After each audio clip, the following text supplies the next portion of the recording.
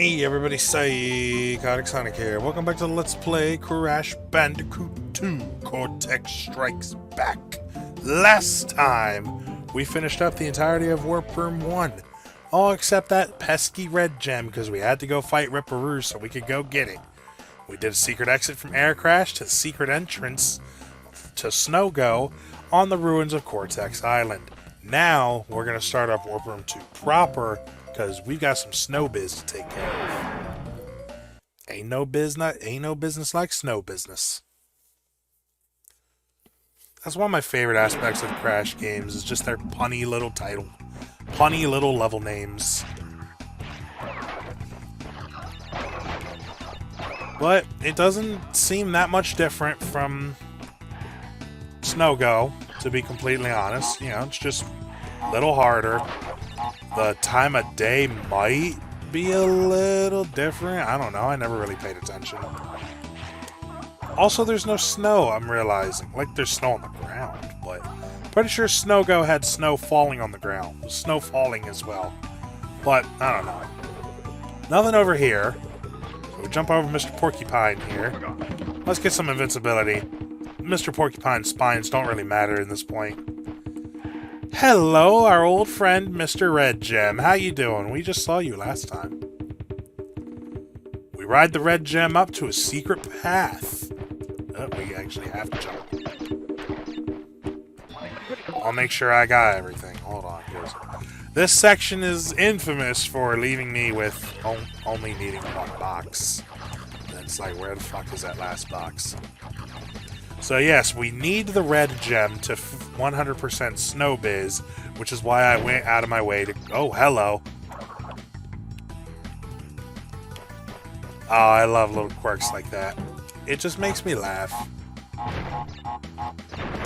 But yeah, that's why I went out of my way to do the secret entrance to Snow Go first, because I wanted to get Snow Biz done without having to repeat. Don't want to die. Careful, Crash. Careful now. I can see you, clipping into those boxes.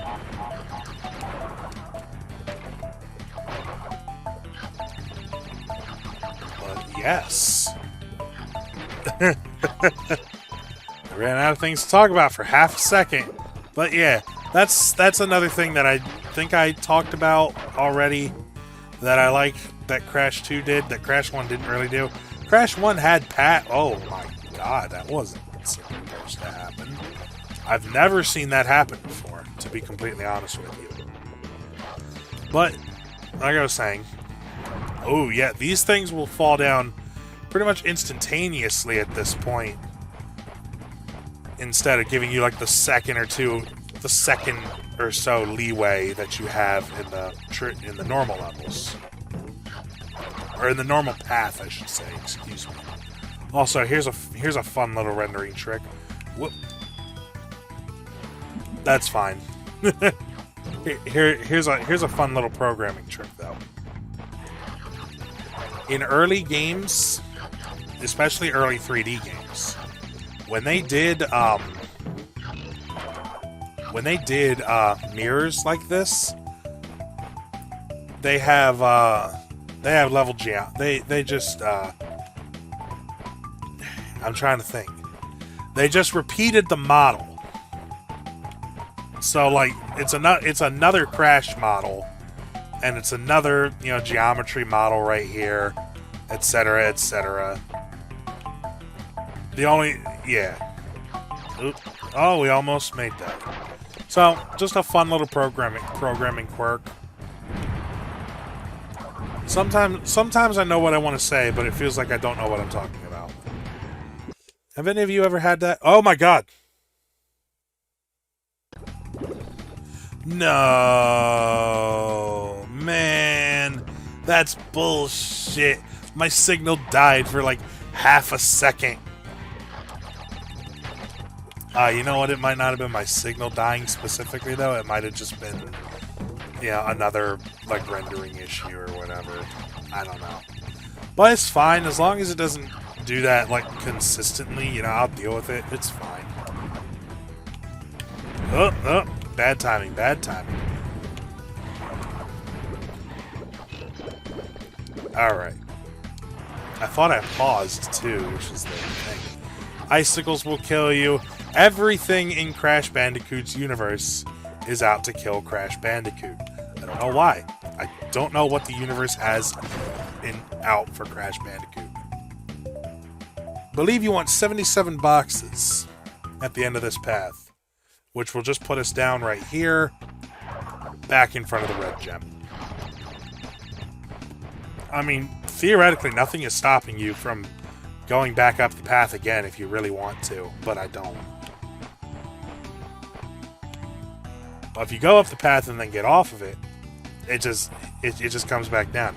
It's like, oh wait, Crash didn't follow me. Crash isn't here. Fuck. There's no reason for me to go on. Yeah, we almost got all 4 of those in one go. That would have been fun. But you see what I mean in the harder path of the snow levels.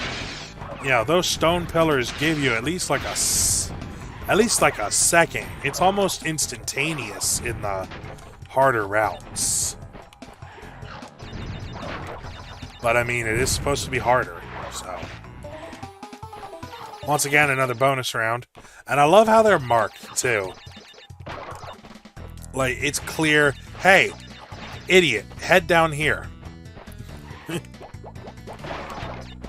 But then again, also, last time they only had you collecting some girl Bandicoot's face for a bonus round. So I'm pretty sure they wanted people to understand, no, this is what you're supposed to do. So here's a quirk. Oh my god, what was that? Anyway, here's a quirk about TNT. Sometimes it just won't blow up all the boxes in a stack. It'll leave 1, maybe 2 if you're unlucky. You'll see that a little bit more often in Crash 3. Because I don't remember any other particular notable instances of it happening here in Crash 2.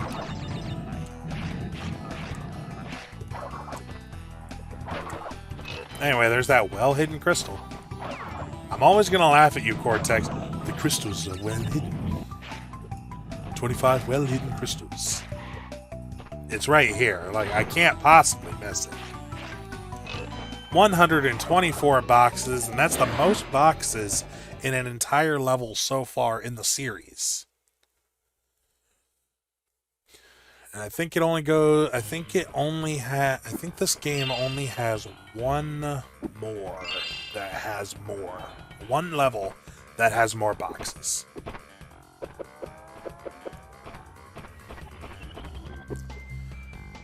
Alright, so I'm going to spoil the surprise for you guys right now. Air Crash, we cannot get the box gem. Air Crash is going to be one of... Well, do you count Snow Go? I think you gotta count Snow Go. So, one of 3 levels that we are going to have to backtrack towards. Obviously, if you're playing every level from 1 through 25, there are 25 levels. You don't take any optimal paths or anything. You're gonna have to replay a couple levels. But there are only 3 levels that we're gonna have to backtrack through. So we can't get the box gem. But there's a second box gem. I should clarify, if you're taking the path that I'm going to be taking through this game, there are only 3 times that we're going to have to backtrack.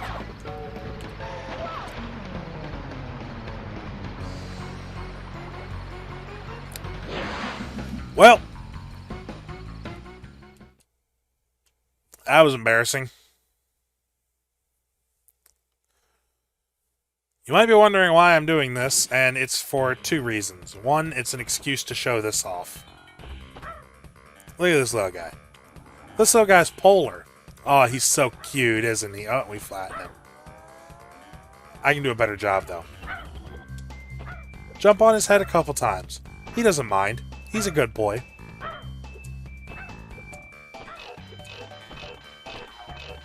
He gives you a couple lives if you bounce on his head enough. He gives you 10 to be exact. Also, the second reason I went back to the warp room after that extremely embarrassing death is that we can't die in this level. Oh no!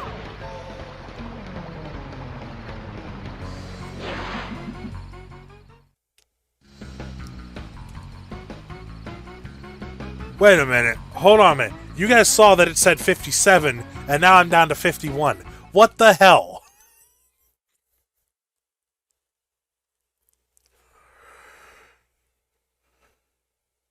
He doesn't give you 10?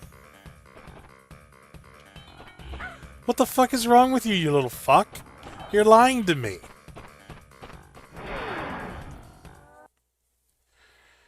Alright, let's try that again, this time with less death.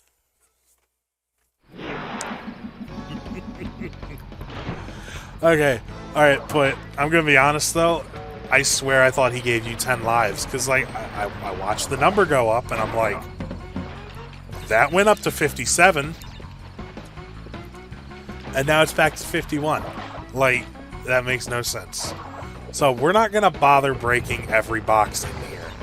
I say that, and we're not gonna bother breaking every box. Of course, I'm still gonna break boxes, because Wumpa Fruit. You want to get extra lives.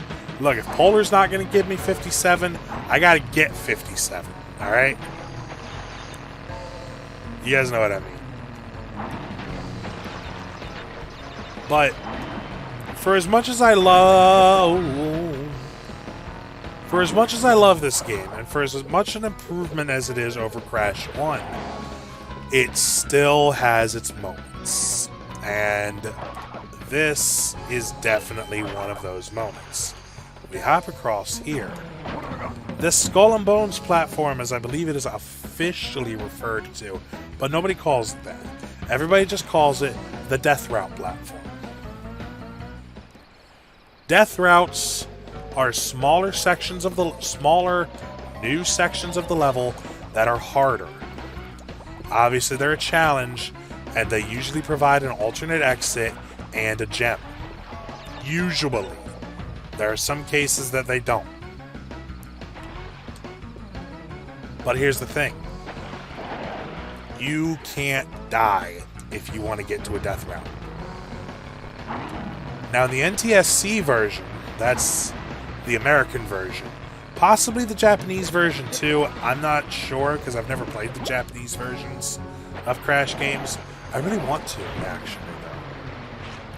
In the NTSC version, as long as you reach the death route before you die, you're good. You can die as many times as you want after that. In the PAL version, you can't die at all. Death routes are one and done in the PAL version. You die in the death route, you're fucked. You gotta start the level over again. That's in the PAL version, though. Anyway, let's head down to Barrett. No, not the Final Fantasy VII character. No, not the professional wrestler. No, not my 9th grade math teacher.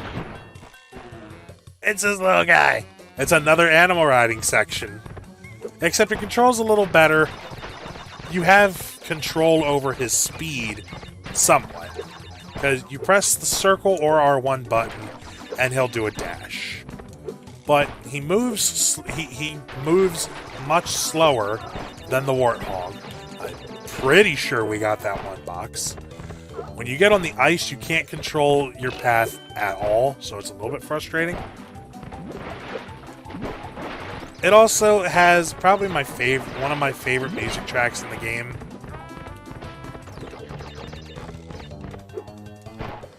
I'd probably say this is like number 2, maybe number 3. But the Polar Bear levels do have one bit of difficulty, and that is trying to get all the boxes, because Polar's hitbox is still a little small. It's not as wonky as the Hog, but this section, for example, is rather infamous. And as you can see, we did not get that one box. There are, I believe, 36 boxes in the level. Could be wrong.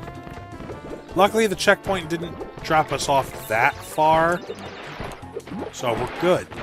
The TNT explode automatically, which is a little weird.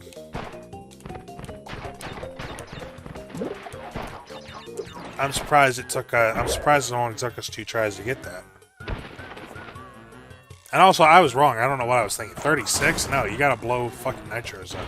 48 boxes. 15:35 says my recording.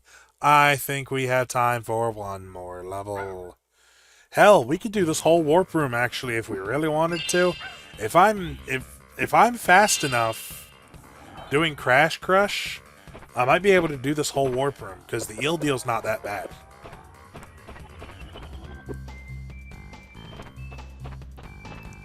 Plus, we don't have any cutscenes we have to go through. Nobody's interrupting us to tell us about a gem or a crystal or being a sworn enemy. Crash Crush is the second boulder level. I know I literally just recorded this video. I do bulk recordings, so I'll record a couple videos in advance, etc., etc. I know I just recorded the last video.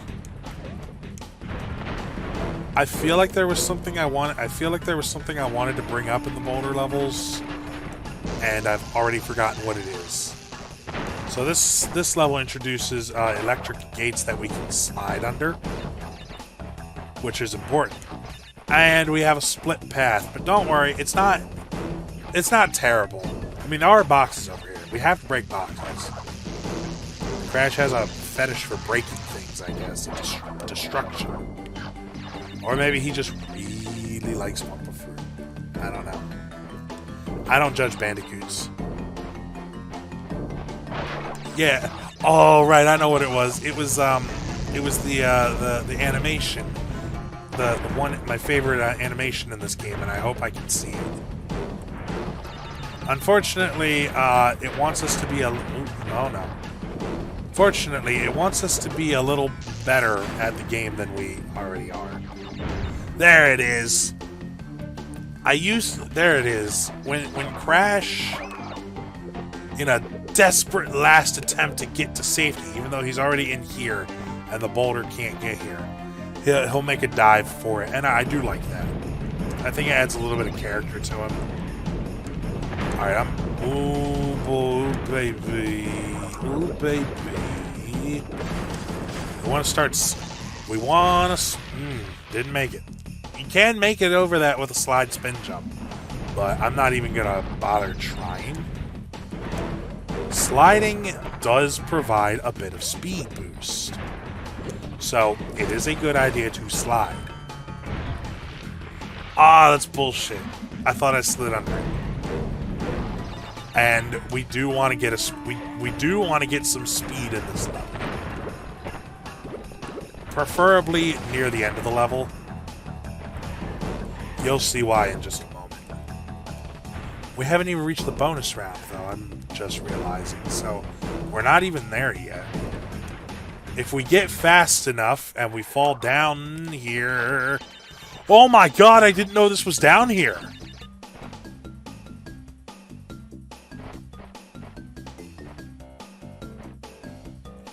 What? How long has that been down here? Obviously, it's been down here since the release. Is this in the Insane Trilogy? I didn't know that era. I didn't know that was down there.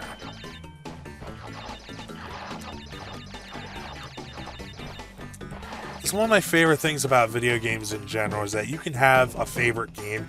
Crash 2 is not my favorite game, but it's my favorite Crash game, and it is one of my favorite games of all time. You can have a favorite game and still learn new things about it. Doesn't matter how old you are, doesn't matter how many times you've played the game, doesn't matter how old the game is, you can always learn new things. I did not know that was there. That is so cool. I'm going to remember that for the rest of my life. I have to see if that is in the Insane Trilogy. Anyway, this is the section that we want to be fast in. So, here's the funny thing about the boulder, too, is that you saw him break boxes for us, right? He'll break some boxes for us. But he won't break every box. And that's a little frustrating. Because it's this section right here. You kind of see. He'll hop over the boxes. I don't know why I'm personifying a boulder, but he'll hop over the boxes, and it's a little frustrating, I'm not gonna lie. Because it wouldn't be so bad if that stupid metal box wasn't there.